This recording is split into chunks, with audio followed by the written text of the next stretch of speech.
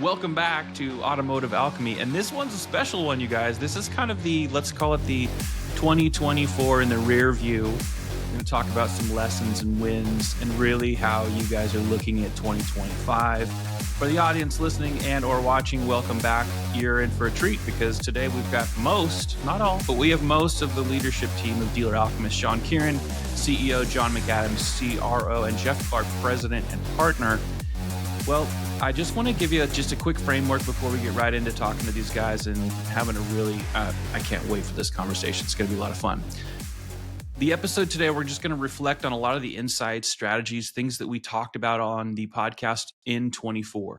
So for the listeners and or viewers, we're going to repeat some of the expert advice, but you need to be thinking about it as you think about navigating challenges that maybe are carryover from 24. In fact, for some dealers, they're mitigating challenges that they've been working on for years, but there's also a lot of opportunities going into the new year.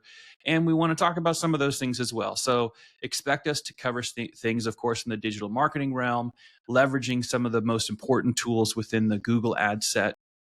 Also looking about website conversation. This is a new venture for Dealer Alchemist in 24. And of course, we talked a lot about transparency, and I think that's really important. So today we've got three experts from Dealer Alchemist to talk about what's happening as we start to slide our way into 25. Welcome, guys. How are you? Doing excellent, thanks. How about you? I'm doing good. Yeah, can't complain, and nobody cares when I do. So instead of that, I'm just going to ask you guys some questions, and I can't wait for this dialogue. We covered this year on the podcast a lot of ground, and I think that's one of the things that's really important that you guys are actually putting this content pillar in the ground to say, well, this is the place where we talk about the things that are important to the dealers that we're trying to help. And I love that you're doing it. So yes, we talked about vehicle listing ads. We had a couple of really good episodes where Kirin went really deep on a lot of that. We talked about GA4, and we talked about OTT, CTV advertising with Jeff. We did a lot around transparency in digital ads. And the last couple episodes where we started to deconstruct, if you will, dissect website pages, I thought was also extremely helpful for dealers because there aren't a lot of people talking about some of those things that we take for granted because they've been available to dealers for nearly 3 decades. So in retrospect, what do you guys think topically dealers maybe improved on or they saw some positive impact from? And where do you think of those issues or some of those topics where they're still wrestling? And any of you can go first, by the way. You know, I'll tell you, in the conversations that I've had, one of the things that I believe has gotten better is a dealer's understanding of the needs to have these things properly dialed in. You know, we went from COVID where it was really easy, it was shooting fish in a barrel, to a decline and everything getting a lot more difficult, and a scenario now where we're all hopeful that things that we've got brighter pastures ahead, right? And anytime that we get lean and anytime we're forced to really inspect, we tend to get a little bit better. So I think and I hope that, you know, it feels to me like, I don't know what Jeff and John think, but it feels to me like in these conversations, dealers have done a much better job understanding the need to be present on these various areas and the need to inspect these areas and make sure that they're dialed in. What do you all think? In COVID, it was a different time, right? As Shean said, it was shooting fish in the barrel. And what I'm hearing from dealers and operators and general managers is they need to get back to the basics, right? And sell the car or service the vehicle, provide great support and great service to their client base. But at the end of the day, it really comes down to a couple of things, right? When you look at websites in particular, right, it's still about conversion, simplicity, and support, right? Those were basic building blocks before. We may not have paid as much attention to it during COVID because maybe we didn't have to. But the conversations I'm having with dealers is, yes, John, we need to get back to basics. We need to do the things that will produce the results we expect, and we need to inspect what we expect. So great conversations by dealers, coming out of COVID. Certainly 24 has been fantastic, and I expect that to continue in 25. I'll dovetail on what both Sean and John had to say. As you know, Sean, I spend most of my time at the manufacturer level. What I do continue to see from the manufacturers is the fight for simplicity. Dealers keep pulling in the other direction because they think that there's an open space or a free pixel, they want to put something in it.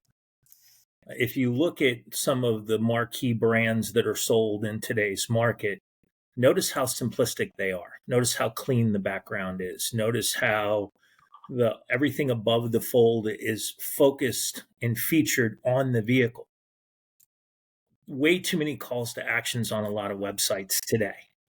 Get pre-approved, chat with us, do your digital retailing, do this, get this coupon, come over here, by the way, flash over here and flash over there. And dealers get frustrated and they wonder what happens. And well, when you start to deconstruct the website and you find that there's 7 different plugins, and when you start to look at the fact that there's old UTM container codes and there's so much junk, and I mean junk, that is jamming up a lot of these sites. And well, I didn't do that. My predecessor did that. Well, we got that for free. Well, just because you got it for free doesn't mean you need to shove it on your website. And the manufacturers get frustrated. And that's why they create these programs that they mandate certain designs and templates. And of course, the dealer gets frustrated because, well, it's my store, it's my site, I should be able to do what I want. The manufacturers are doing everything they can to help the dealer get the best of what's available in the market today. And a dealer, of course, is using every tool at their disposal, kind of like a MacGyver, right? If a bobby pin or a paper clip and a piece of bubble gum and duct tape will help fly you out of a Turkish prison, well, let's try it. Maybe we can sell 10 more cars. That's not really how it works. You had mastered a number of years ago, Sean, doing creative marketing with small little pieces of your budget to try to disrupt things. We're all about that. We think that's a great idea, but have a plan. Make sure you're working with the factory reps. Make sure you're talking to the manufacturer so you're in keeping with what they're trying to do. So, to Sean and John's point, I think it really is about getting back to basics and simplicity because, look at Tesla, look at other brands that have just cleaned up what they do. It's easy to navigate. You clearly understand the product offering. And within a matter of a couple of clicks, you've ordered or purchased something. Really try to stay focused on something just that simple, a 1, 2, 3 to the end of the road for a sale, if you will. I love that encouragement of making sure that there's alignment with the OEM instead of always looking for the places of potential friction, tension, and the things that kind of end up being divisive. It is actually really important to think about so many of the factors and variables about keeping that relationship symbiotic. It needs to be. It doesn't mean that it'll be always perfect and without stresses and tensions. That exists in any environment where the business is like that, where there's franchises involved. But all the things that you guys shared, I think, are really important. And I will say this: while what I do doesn't take me to every single live show and trade show, I was at the biggest one in the fall and near your booth, and I heard all 3 of you guys in different conversations at different times when I was by your booth, talking to dealers who were asking questions about all of these things that you guys were talking about all through the year and continue. And I think that is also really important for dealers to understand, is that you guys didn't just start playing in this vertical 3 months ago or in 24. You guys actually represent, let's just call it a bullpen of really deep experience, which I think is the biggest point of differentiation in any industry, but in automotive, I won't name names. I'll just say that I grow very tired of seeing the things in LinkedIn that it's the worst advice for dealers, period. And you guys give really strong, great advice, whether people are using you or not. You would rather make sure that people know that you're a place where you will educate and be helpful in terms of the content that you offer for dealers to consume before they're a customer, so that they know what you're all about when the moment arrives where they're actually considering you. And I really love that about your approach.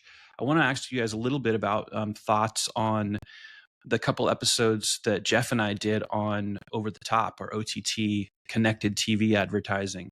That was very revealing for me because I was, in fact, on one of those episodes, I referenced the fact that a dealer near where I live was getting my attention much more significantly through his efforts in connected TV as a Toyota dealer than any of the dealers who were trying to pepper ads at me through Google, whether it was within paid search, vehicle ads, or anything else. I was noticing what was happening coming through my fact that I've been streaming as a TV viewer for many years now. So question there on that, and if any of you can jump in if you want to, but that advertising opportunity is still projected to continue to grow. I think nearly, maybe almost by another 8% annually, maybe 10%. Some people are arguing. How would you advise dealers should be approaching this advertising option? Is it still one where, for some, it's like, be cautious and maybe put these things in order ahead of it. But I know a big part of it is like, I'll say it on your guys' behalf, like, let's get real or let's not play.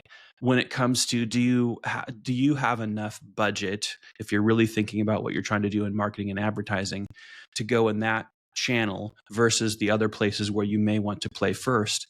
Would love your thoughts just in general on that, because I think it's still underutilized by a lot of dealers. So we have a general philosophy here. And that philosophy is that, imagine that you're building a house. If you're building a house, you got to have a good foundation. You've got to have walls put up correctly. And if I don't put the walls up straight, well, I'm going to have a whole lot of problems afterwards, right? Mm-hmm. Advertising is a lot like that. At the foundation of that advertising is my website. Is my website fast? Is it clean? And are there just enough buttons? No more than 3 on the SRP, no more than 4 on the VDP. Period. You've got double digital retailing tools. Don't show them both to the consumer. It makes you look bad, Mr. Dealer. Mm-hmm. Right? So it starts there by cleaning that up. Thing number 2 is the technical SEO. Is the technical SEO for my website correct? Meaning, are all of my citations aligned? Is my Google business profile aligned? Am I paying attention to my website speed and the container codes that live on my website to make sure that they're not slowing me down? Once I get that fundamental set tied in next, after that becomes the Google ecosystem. Do I have paid search? Do I have paid social? Do I have vehicle listing ads? Probably in order, it's Google paid search, vehicle listing ads, then paid social. And then once I get those dialed in, after that comes OTT. And so the secret to OTT is that if I don't have the other advertising mediums digitally properly saturated, I'm going to probably waste money there. Your OTT spend should be the smallest of your spends in digital advertising because it does have the lowest ROI, whether you like it or not. See, think of it as when we have a consumer in market, the best way to get the consumer to perform is to have them see the ad on all digital devices in their household. So what happens is they see that ad because they're looking for the car in paid search. They see the visual ad through the vehicle listing ad. They pop onto their social feed. They see the carousel ad. They go home at night. They see it during TV, watching Yellowstone on whatever station that's on. That's where OTT works. It works when it's the icing on the cake and the cake is properly built. But, leave out the flour and the eggs and see what kind of cake you got. And that's the same thing that happens when I go blow a bunch of money in OTT because my cable advertiser told me it was a good idea, right? If you want to replace your traditional, first properly build out digital and then move the rest over. That's the right way to get that done, in my opinion.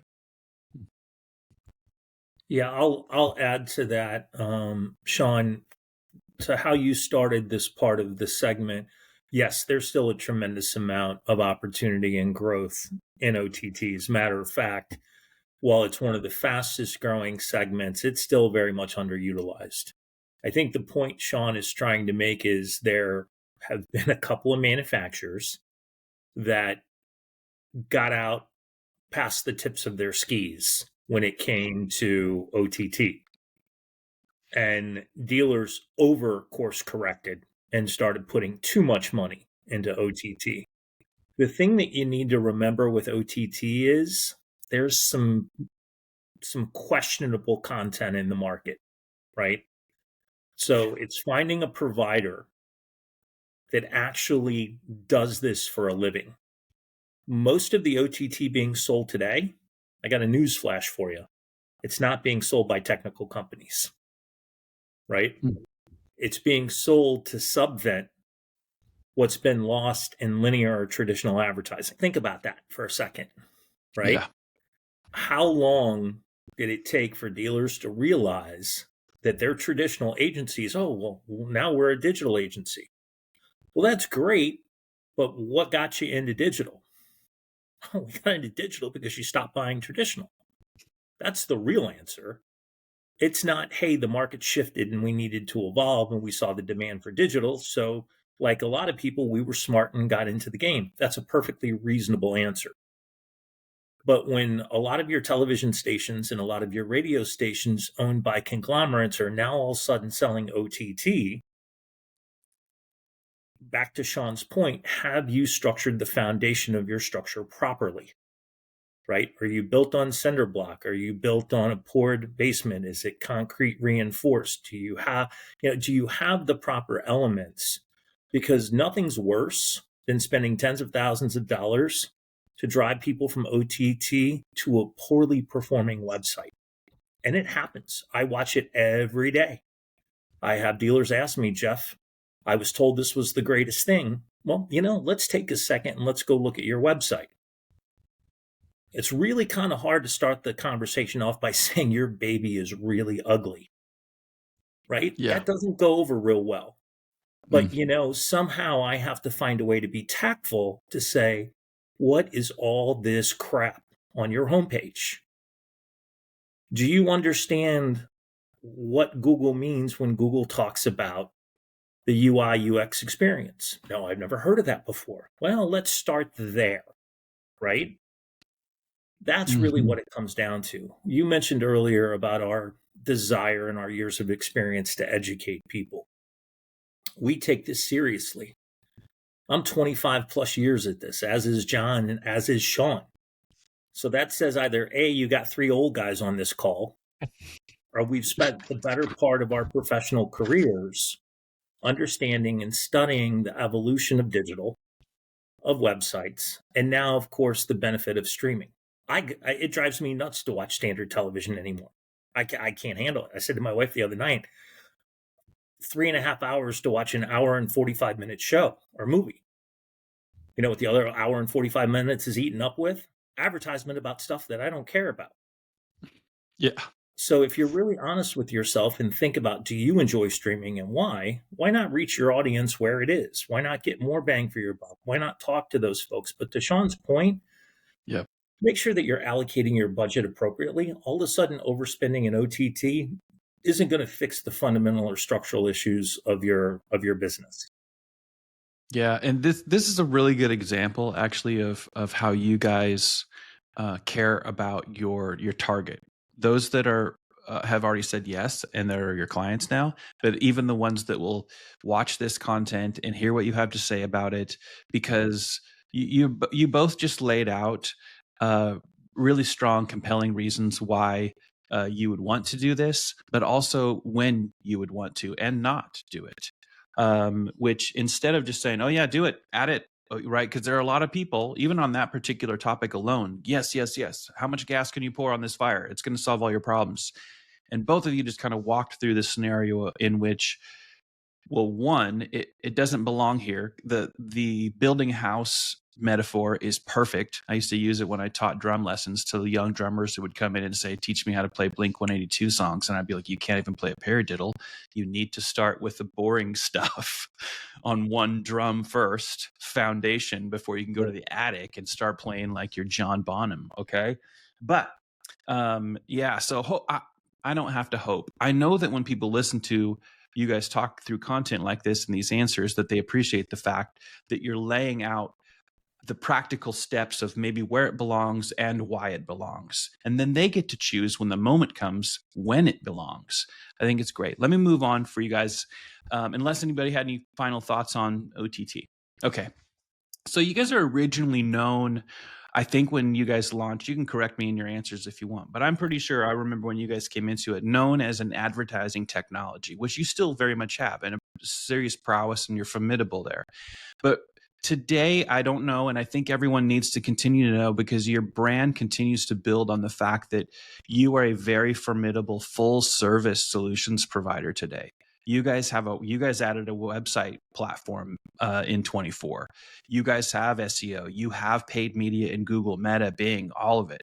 You all also offer services down the social and reputation management service channels. So would love to hear any and all of you give some thoughts on how 24 ended up being really kind of such a banner year as you bring the whole thing together, and your thoughts on expansion, anything that you guys might want to share relative to being now such a complete provider. Well, there's a few things in there. I think one of the reasons that 24 ended up being such a great year was the people that we have on the team. You know, it always takes people.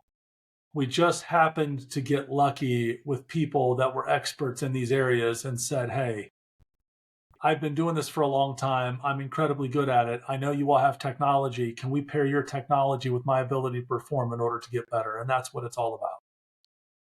See, when I look at our best performing dealers, like, for example, did you know that we do advertising for 30%, 3 of the top 10 Toyota dealerships in the United States? And one of the reasons we do that is because we do all of this for them. They take advantage of the entire solution set. We went out and we said, how do we build the best way for these things to work together? And in getting these things to work together, it was all about which pieces work and which pieces are just fluff. We don't need fluff. We need results. And it's always about delivering results. And I think that focus on results is why 24 ended up, it just ended up absolutely incredible. When you see the things that we're unrolling at NADA, you got to see this new website set up at NADA. It is the coolest thing you have ever seen. Like, imagine if I could, build your website from start to finish in like 10 minutes. How would that be? Now, obviously, you'd have to clean it up. You'd have to QC it. So by the time you go through that, and you have to wait for the other vendors to get their stuff together. So even though I can technically build it in literally minutes, you probably look at a week, maybe 2 weeks before your QC and all the SEO pages that you have to clean up. But these things are incredibly exciting. The technology that is coming forth, it is unreal, is what it is. Did I just hear you tell me that you guys can pour the foundation, frame out the website, all the stuff that actually is going to matter for it in a matter of minutes, and what's going to really actually take the time, days, maybe a couple weeks, is all the other dependencies, which is, well, who's going to put a feed into this thing and all that other stuff. But the core of making sure that it is built on a strong foundation and framed up to be awesome in the first place is something that you guys are now expediting. Yeah, I'm going to show you how to do that in NADA. As a matter of fact, we're going to build some for dealers in NADA and show them just what that looks like. That's going to be awesome. Not to mention it's on the fastest architecture that has ever existed in automotive. Yeah. I love speed. It's going to be awesome. Don't read into that, audience. I love speed. Yeah, you want to be part of that at NAD at the booth, without any doubt, right? Definitely come by the booth. It's going to be an awesome time. I can tell you the crowds, follow the crowd. When you see the crowd, it'll be the Dealer Alchemist booth, right? So just follow the crowd. But I can tell you, Dealer Alchemist has always been about technology and doing the right thing, right? And Jeff spoke to it earlier. You had the 3 of us in terms of automotive experience. You're probably at 90 years. 3 old people, not including you, Sean, right? Kind of like what we were talking about. But then you add in retail experience at GM executive level, right? You add Sean and I in, and now you're at 25 a pop. That's 50 years. And then you add in this really crazy digital nerdy component factor into all of that, which is what we are, right? Mm-hmm. And we've always decided to do the right thing at the right time for the right reasons, right? So when you see additional product sets or solutions or strategies coming through, it's not because we're trying to do a revenue grab or a wallet share grab like some other places do. We do it because we know it can make a difference, a positive difference of growth, like a growth strategy in those dealers' lives, right? So why do we want to build a website quicker, faster than anybody else? Because we can get to market and get conversion rates climbing so that they can sell more cars, right? Get more leads to sell more cars, right? Why are we doing SEO? Because we know that if we do it the right way, and when we do it the right way, we can literally get greater organic presence, which we know converts higher on a website than most things ever. We know that leads and phone calls still sell cars. So let's not separate ourselves from that and hide behind some other metrics. Sean and I never hid behind that. We want to drive phone calls and leads. Yes, you'll take a lot up all day long. So will everybody on this call. But in the meantime, I need to drive phone calls and leads to get appointments set to sell and service more cars and make more money doing it.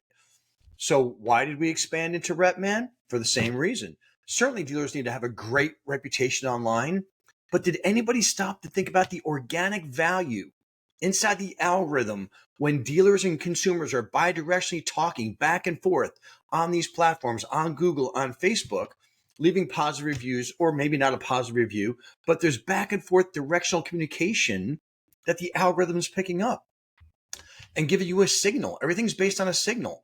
Are you doing the signals the right way? And are you doing enough of the positive signals to move the needle forward with the sole purpose, unless I'm wrong, selling and service more cars to make more money, right? And I think that's what you're going to get when you see why we do what we do at NADA, right? You're going to get some really incredible knowledge tips of how to grow your business today based on empirical knowledge, not something Sean or Jeff and I picked up on a book, or somebody said something, well, let's just repeat that.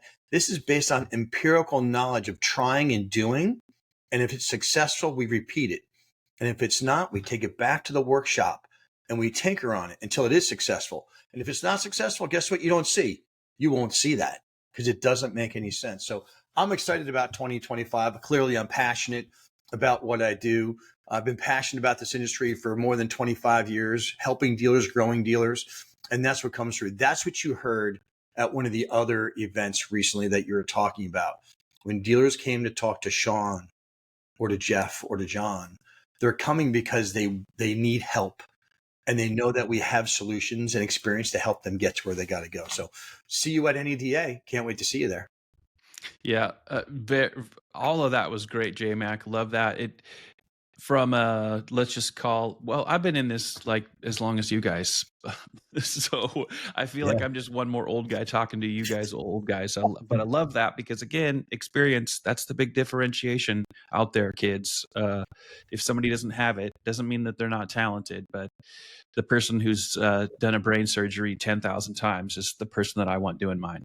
That's right. But I wanted to make a point on what you shared, John, because it comes from a place where, to me, I think that there are a lot of companies that look at something foundationally as like, let's have a mission statement, let's have purpose, let's have core values.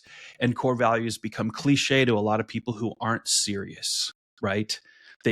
Core values become cliche to people who are not, they will not hold themselves accountable to any of them anyway.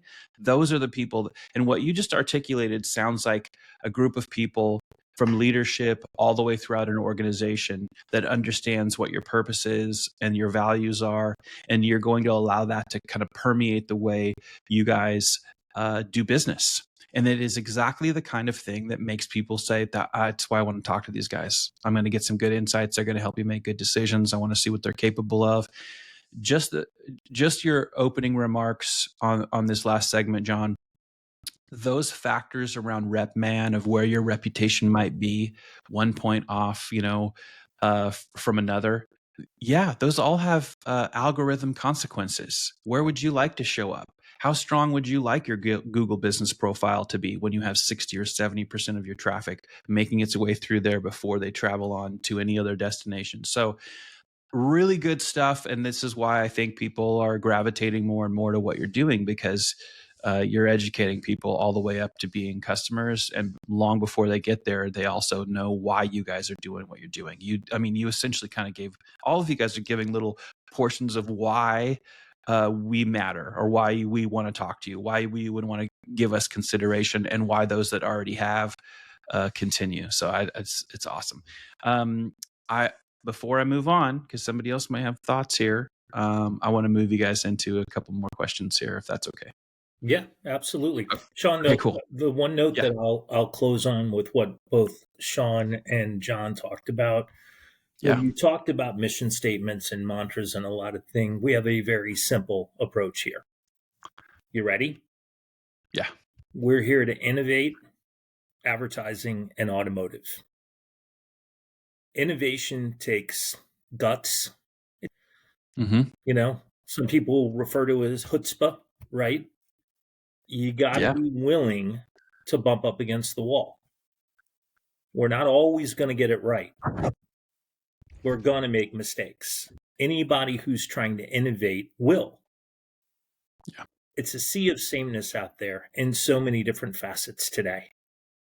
So when people are considering a shift, think about this for a minute. Are you frustrated with open support tickets that take days and weeks to resolve? You know why? Because no one's innovated that process. No one has changed it because no one's bumping up against the wall. 97.3% of every support ticket we get is resolved inside of 24 hours. Sometimes right there on the call with us. That's innovation. That lets you, the retailer, get back to what you really get paid to do, which is to move metal or to service vehicles.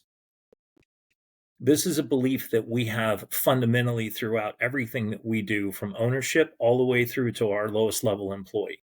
Our job is to innovate advertising and automotive, very simply. Now, it's a much more complex issue than just simply a tagline, but we believe in it. From our technical folks, our developers, our designers, our front-end engineers, our UI, our UX people, these guys are some of the best and the brightest in the industry. Guys and gals, right? They really are bumping up against the wall. And when they bring us a lot of these things, we look at them and, you know, being entrepreneurs, we're like, yeah, that's a great idea. Let's go do that. And we sometimes have to police each other and grab the reins and pull back, because just because it can make money and just because it sounds like a good idea doesn't mean it is a good idea. Mm-hmm. And that takes restraint, that takes experience, and that takes years of wisdom to know when to do it and when not to do it. So I would encourage everyone that's listening to this today or watching this, ask yourself the question, are you truly innovating as a dealer? Or are you doing the same thing on the same platform and expecting different results? And if you are, maybe ask yourself the question, could it be better? Could it be different? That's a great question for dealers, because a lot of them probably don't frame it the right way. Some dealers actually do have great ideas where they could be very innovative in their businesses, but they don't have the right partners to help them do it. And so yeah, I mean, full stop right there. Okay, let me ask you guys a little bit about transparency. Kirin and I did a couple episodes where we went on this pretty deep. Love to get some thoughts on what role it plays. It is huge, but let me just say it this way. What role do you think transparency plays in improving the dealer and the vendor partner relationships? What lessons can be drawn from dealers that are embracing this approach? And that could be from people that, you don't have to name any names of dealers, but would love your thoughts on that. So as a former dealer, from sales through general manager, Sean, I've had the pleasure of working with hundreds of vendors, traditional, digital, you name it. I had the opportunity to do that. What always rung true, especially as digital became a forefront media, and yes, I was around before many car dealers had websites. I was around before Google AdWords was even here.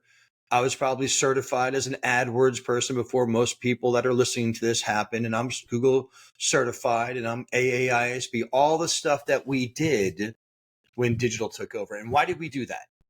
because I knew I wasn't getting the level of transparency that I needed to make my company or my dealerships profitable and successful and agile and nimble enough to move forward. And quite frankly, dominate or beat my competitors. So at the end of the day, that was our goal. So I believe, and I'm not going to speak for Sean or Jeff, but I believe transparency is one of the forefront things that should always be in our mind. I know it's one of the driving factors at Dealer Alchemist, right? Because a transparent partner, I was going to say vendor, but a transparent partner, you both get to work together to grow, to dominate, to see what's working, to see what's not working. If I am the vendor and I'm only going to give you what I think you need, you don't have the full picture. And you have a lot of the pieces to the puzzle, but because we don't, or not, other vendors won't let you see it, you can't help us to grow. We're going to kind of just give you what you need to have, hopefully to hold on to our relationship a little longer. Now, what does that do? Well, one thing, it creates a retention rate of 99%, right? So think about it, right? We're in a world of churn, right? We've been in this forever. 99% is the retention rate of Dealer Alchemist dealer partners, right? Not only because of transparency, but because of our innovation, because of the things that we do, because we resolve tickets 97.3% of the time, the first day, right? Those things matter to dealers. Because when does it break, Sean? It breaks Saturday at 10 a.m. when other vendors put on their out of office and their phones don't get picked up and nobody's responding. You can bet your last silver dollar that we are on it because we are here to support our dealer partners, right? So when it comes to transparency for me, remember, I'm a geeky, nerdy car guy for 30 years. I'm a different breed. I get it. But transparency is what helps dealers grow with us together. Because as Jeff said, we may not always get it right, first and foremost. But when we work together, we always find the right solution and carve that path forward. And now so more in 2025 than 2024, because it's getting more and more tight and competition is growing. Things are changing in the auto space, different than 24, different than before COVID, and different before any other time. We have to make sure that together we're looking at the same data, the same process, the same reports, everything the same, so we come up with a strategy of growth. It's got to be a growth strategy. It's a win-win for everybody when you start thinking about growth and strategies to propel them forward in 2025. I like it. I like it. Transparency is one of those things that I think is critical, and I love the fact that you guys are as open about it and you talk about it openly, because there are far too many vendors and have been for far too long that want to operate in black boxes, and they want to continue to give their dealer clients baby food, knowing that that will ensure they'll never know how to chew on a steak. And chewing on steak means you have the goggles of transparency. You know what's going on versus, hey, we're going to continue to send you our bullshit report full of vanity metrics to feed your ego or to basically mask the fact that we suck and we don't want you to know it. We want you to keep writing a check to us. I think that's really, really important. So great stuff. Hey, on this segment, let me just ask the last question in this segment. Any trends that were discussed in 24 that surprised you with their effectiveness or adoption rates, or anything about that was a surprise in 24 to you? I think the continuing to fall over themselves to implement digital retailing. I'm not anti-digital retailing. I never have been anti-digital retailing. But if you look at the effectiveness of digital retailing, and I was talking to an industry expert the other day, and we were having a good chuckle about this, and, wonderful idea. Absolutely a wonderful idea. But man, are there challenges, right? And when you look at the push from the manufacturers and from the companies that specialize in digital retailing, there's just some fundamental things that dealers need to realize, right? Most of your consumers can get part of the way there. They can't get all the way there. And yet we continue to put time and effort and energy and money into all of these things. I can go back to the time when 3 of the 4 of us, had offices next to each other. And sitting in a boardroom one day, we came up with the bright idea of saying, hey, what's the number one most abandoned form on a website? And unanimously, we all raised our hands and said, the finance application. Well, why is that? Well, because you ask for 115 fields of shit that nobody can remember, right? And you want them to do it right now. So one of the fundamental things we did is we changed how we went through the finance app. And we had a 4-step process.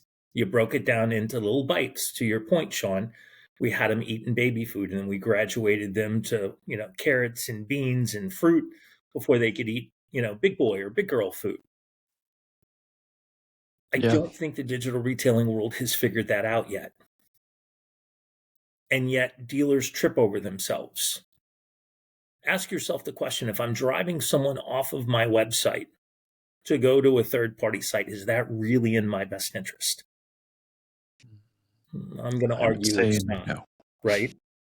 So one of the trends that I continue to hear about and see are twofold, right? Digital retailing and chat. Both great ideas, and some applications they work, oftentimes maybe not so much, right? And I think more and more your repeat buyers, your credit-worthy buyers, they don't have a problem with digital retailing, right? It's the consumer that's buried in negative equity, that doesn't know what to do, isn't quite sure which way to turn. They're going to sit there and they're going to stare at a wall until such point as they just say, okay, I'm done. I can't do this anymore. My head hurts. So I hope that the folks that are developing digital retailing tools are continuing to hear what the general public is saying and what tech companies like ours are saying. Again, we work with some of them. Some of them are great companies, and they continue to innovate, and they continue to put a lot of effort and time. And there's a lot of people doing a good job at it. But I think the expectations of dealers around the success of digital retailing need to be realigned. And I think, more and more people have kind of grown tired of traditional chat, right?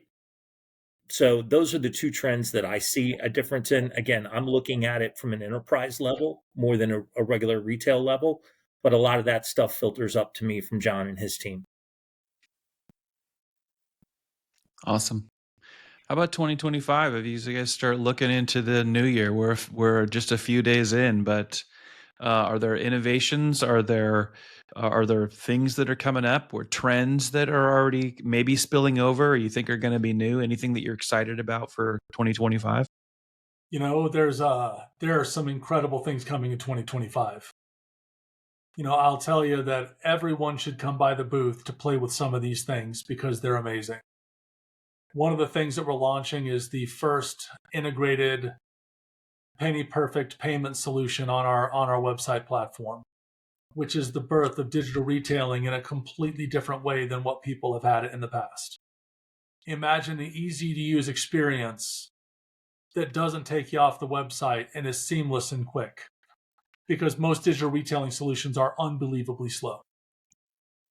Imagine we get to announce the 2 new manufacturers that are coming on with the Dealer Alchemist platform.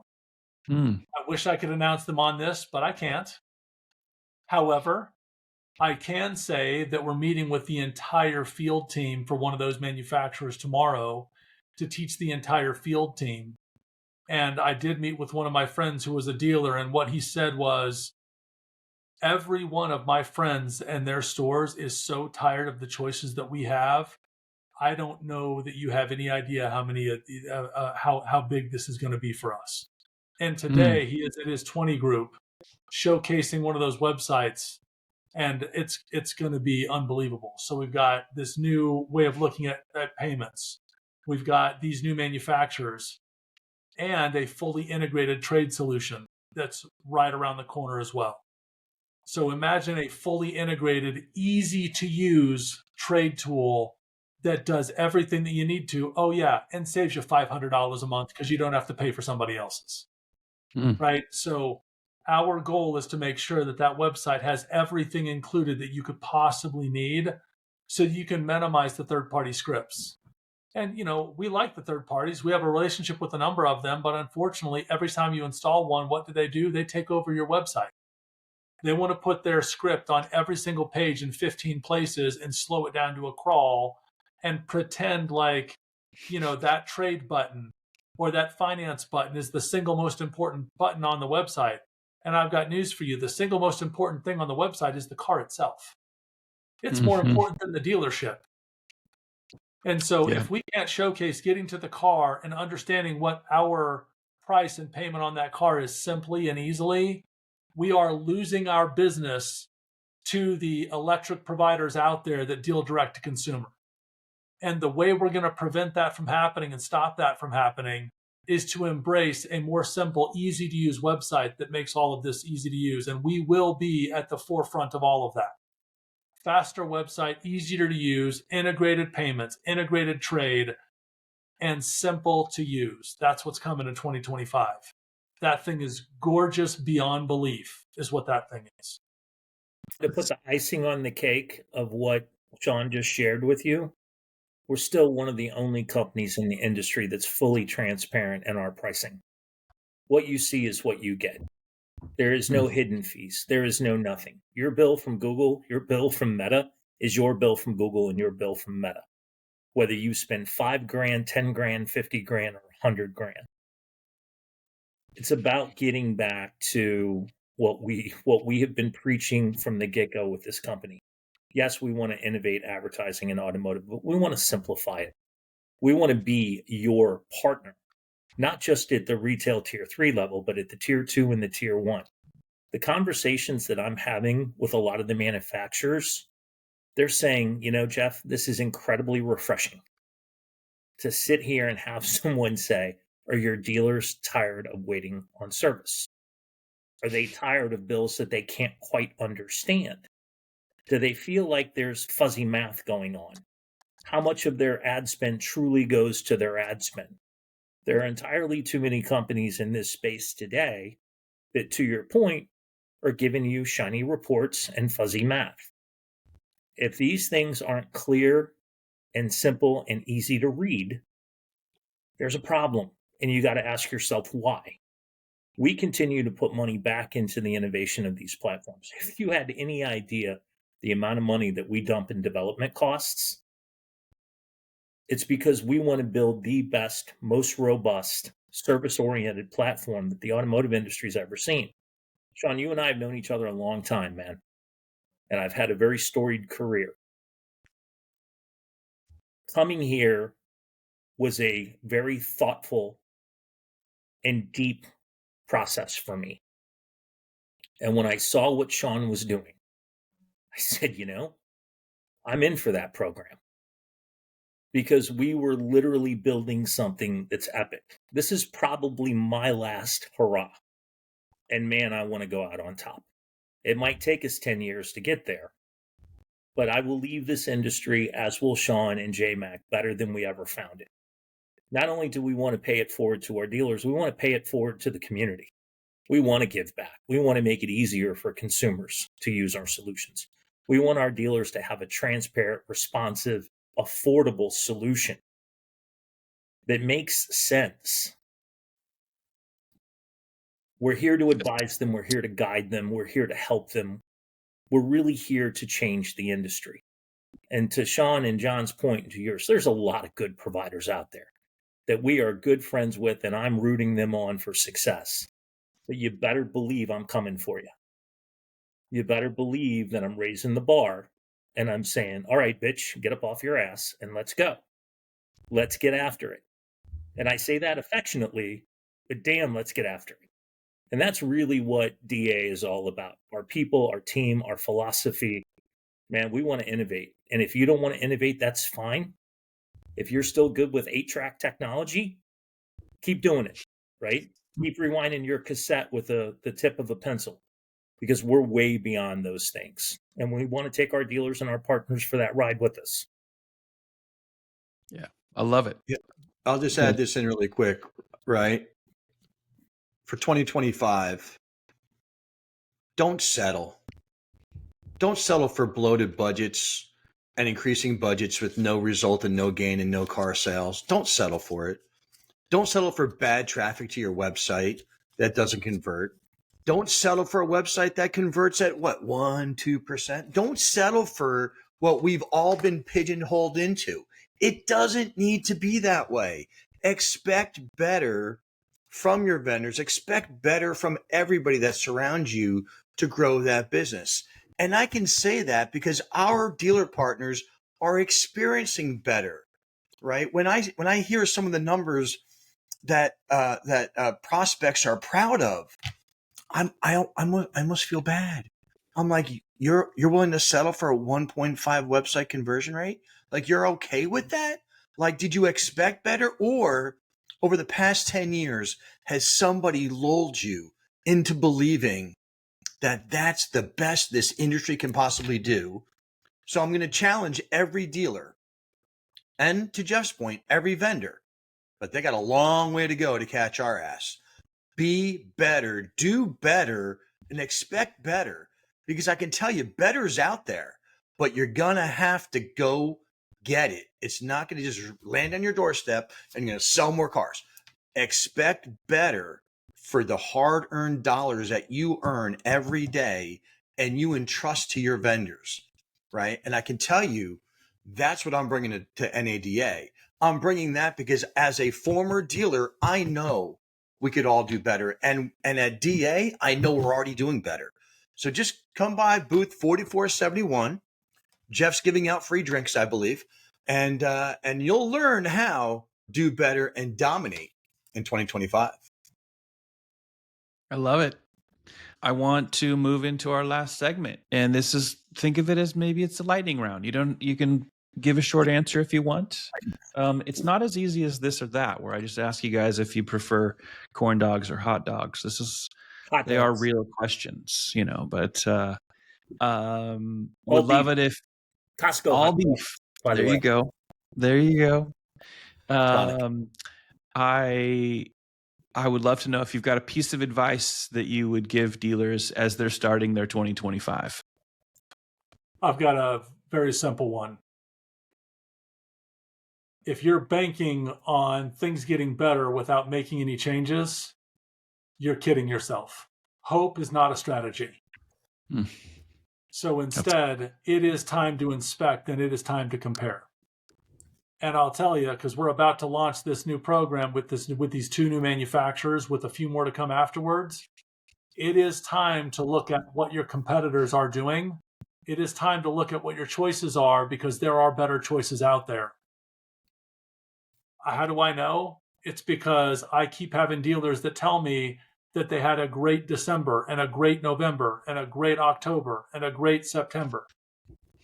I also know a lot of other dealers that didn't, and they happen to be the ones that I'm talking to as we get these people calling us saying, "Hey, I'm not sure how things are good over there because they're not so good over here." And we look at their strategy and we understand why it's not good. It's painfully obvious looking at what we see. So that's my advice for 25: is hope is not a strategy. It's time to inspect and do a little comparison. I like it. Sean, mine's simple.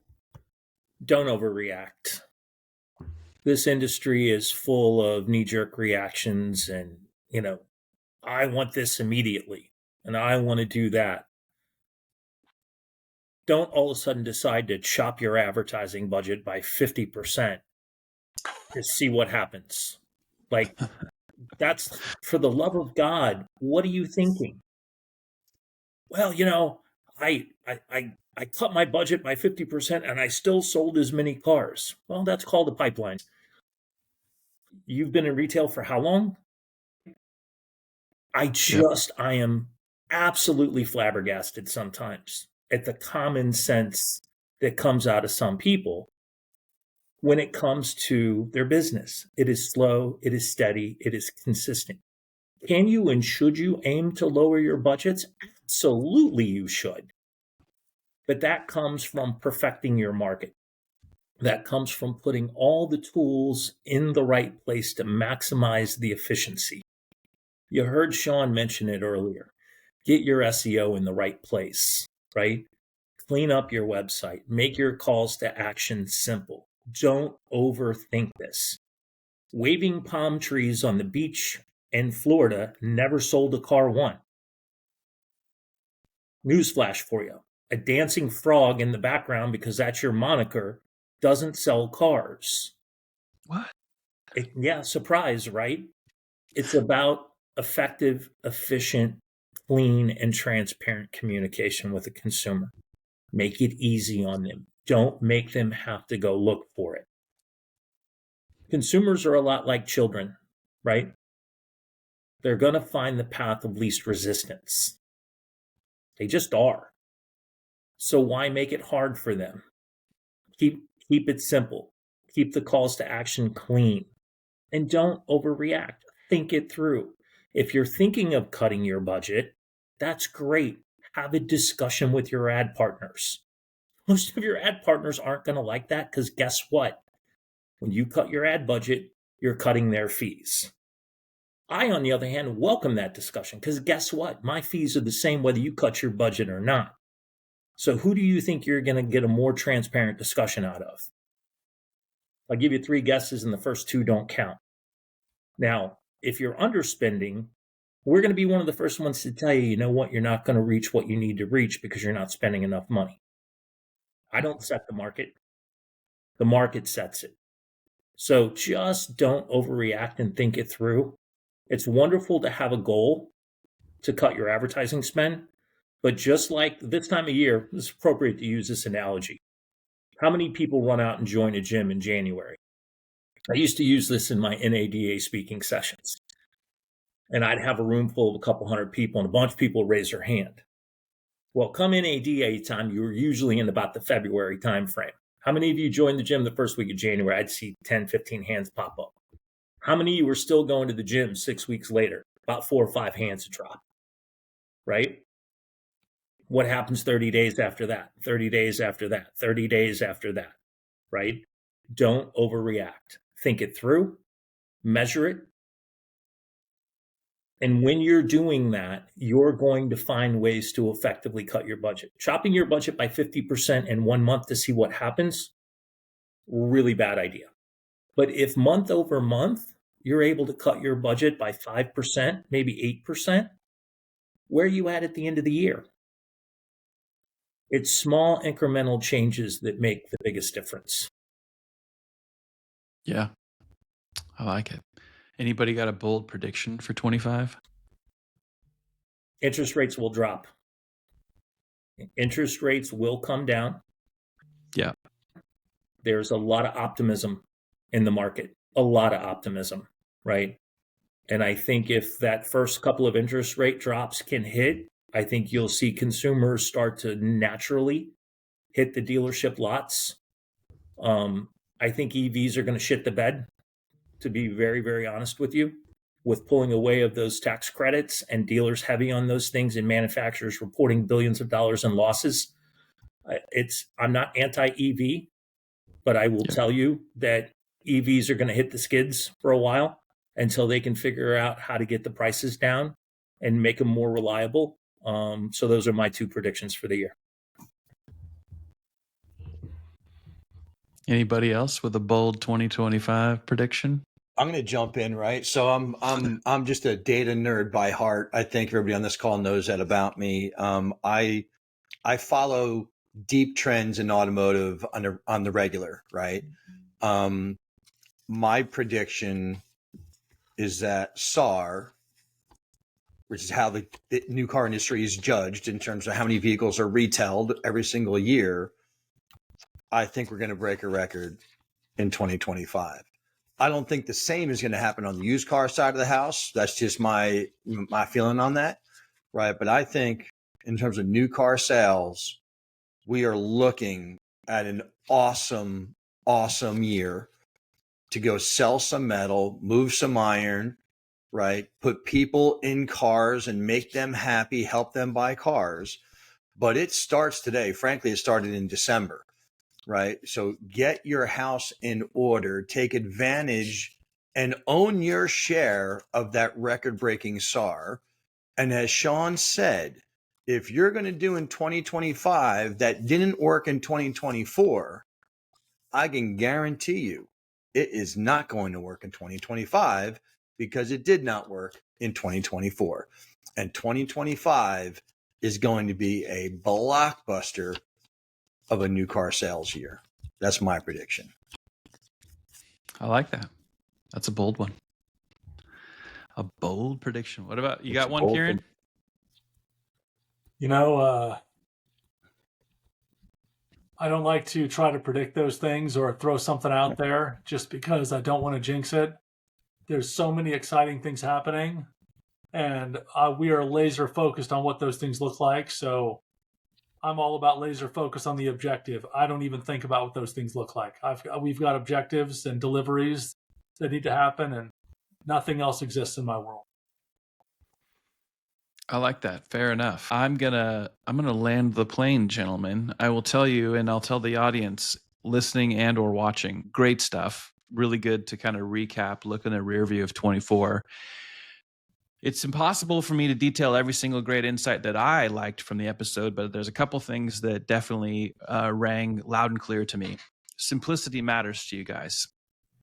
And it matters to you guys in a way where you talked about things about transparency and innovation and really the why you guys should matter and do matter to the automotive community and to dealers. And I think those things are really critically important and underserved. You guys play in the market in places where it is, well, if you're being honest about business, it's red ocean. It's competitive. The good thing that I love about your company and the way that you guys are in the market is there's so much clarity around your purpose and why you're doing what you're doing and what you're building and why 24 was so great and why you guys are going into 25 with so much momentum. You have people in that red ocean category that are in identity crisis, right? This is just me. I'm not speaking for any of you. I'm just telling you as a guy who also knows this industry really, really well. And when I look at it, I see people who I think are so still desperate not to help their dealers, not to help the automotive community understand why they matter and why they're great. They're trying to figure out how they can take one more pivot to get out of the business and probably find somebody who will buy their big bag of garbage that they've been amassing over many, many years because they're tired, right? And here you guys are with a fresh tank of gas and the fastest dragster on the track saying, you better take a look. Like, this is going to be fun. And there's work to be done. And, the bold prediction out of JMax, own mouth of 2025 being a strong year. And I think, by the way, very insightful that you would say, not so much on the used car side, right? I mean, we just went through a few years where there were not nearly as many cars manufactured, and that has a huge impact on things downstream around the used car market, right?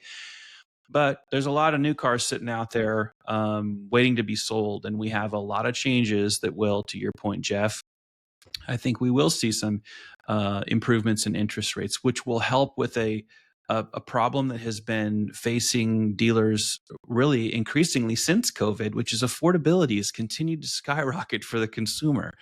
And so I think there's going to be a lot of economic factors that will maybe make you right, John. It might be that kind of 2025. I appreciate your time. All three of you guys have a lot more important things that you would like to do with it, but the people that need to hear from you, I know that I speak for them. They appreciate you guys taking time like this to talk through these things. I will say to the audience, if you're not following any of these three gentlemen on LinkedIn, you should do so. John McAdams, Shean Kirin, spelled very, very uniquely. I thought mine was unique, but Shean is the most unique spelling of Sean I've ever seen in my life, and I'm 53 years old. So take that and put it in your pipe and smoke it. And then Jeff Clark. All three of these guys, we've talked about it a couple of times, at least I have on this episode. They are not people that got into this game 2 years ago. They've been in it for so long that they've learned things and they've burnt miles on a highway that matter. So they've learned lessons that you can learn from. And especially if you're on the retail side of this business, you should feel very encouraged to want to know people and to be friends with people and potentially probably, if you're smart, do business with people that have been in it at least as long as you have, if not longer, right? This is where you start to separate really, the dogs that can run and the ones that should stay on the porch. Just being honest. So thank you guys for taking the time. Follow these guys on LinkedIn. You can find all three of them on LinkedIn. You can also follow Dealer Alchemist anywhere you find socials. Go to the YouTube channel. You can see the full episode there. You will see clips of this episode as well, which is really one of the best ways for you to understand some of these short form pieces, leading you into maybe some of the longer times that you want to sit down with 30 minutes or longer and listen to all of it. So we appreciate that. For more information on all the things that these guys are doing, let me just say two things before we say goodbye. And that is, go to dealeralchemist.com. That's kind of the central hub where you can kind of get inside of the Dealer Alchemist machine and read up on content all by yourself. And then when you're ready to say, hey, I want to talk to somebody, well, they make that easy as well. Second, if you happen to be going to NADA in New Orleans, we're going to fast track this full episode to get out there so that it will be out there at least a couple of days before. JMac, it's booth number 4471. That's 4471 in New Orleans for NADA. You can stop by and see any of these guys. I believe that you could get a cup of coffee in the morning if you wanted, and if you wanted Irish cream in it, it probably would be there for you. And I believe if you decide you want to wait till the afternoon to, pop the cap off of a Stella or whatever it is, that you're going to be doing that kind of full service of beverages. Is this true? We are indeed. And Sean, on one final note, it seems appropriate, but I would be remiss if I didn't mention our thoughts and prayers go out to the people in Southern California affected by those devastating wildfires. All of us at Dealer Alchemist are praying for those folks in those areas. We've got dealers in those areas, and we are thinking of them and the citizens of Southern California. Our thoughts and our prayers are with those folks, as well as anyone who's been affected by a natural disaster. But that one particularly hits home because we have several clients in the Southern California market, whether it's their employees, their clients, whatever the case may be. So on behalf of myself and the rest of the leadership and ownership team here at Dealer Alchemist, know that our thoughts and prayers are with you. That's certainly very much appreciated. Yep. And the year has started with some really, really terrible tragedies. So thanks for mentioning that. To the audience, we appreciate your time. We never want to waste it. So thanks for showing up again for another episode of Automotive Alchemy. We will catch you again where we'll take any of these automotive challenges and turn them into pure gold. See you next time. Thanks, guys.